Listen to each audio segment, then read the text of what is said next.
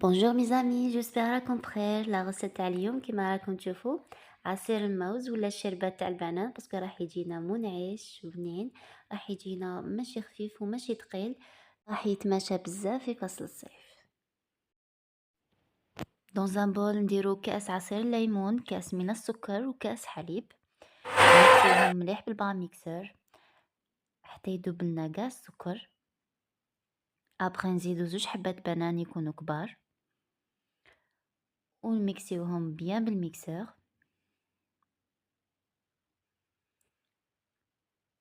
هاد لا غوسيت بزاف سهله ويجيكم هايل منعش.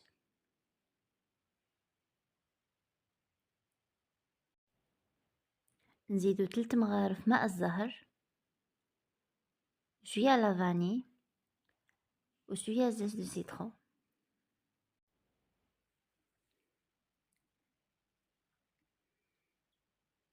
نزيدو ليكستري د بانان ونزيدو له 2 لترات تاع الماء. واذا تحبوه يكون ثقيل تقدروا ديروا لتر ونص.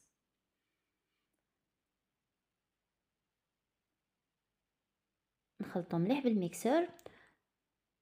ابخي نصفو مليح الخليط على جال لي غران تاع البنان تاعنا وزاز السيترون تاني، ونخلوه يبات ليله كامله. بعد ما بات ليله كامله زدتلو ليكستري د بانان باش يعطيلو لون وذوق.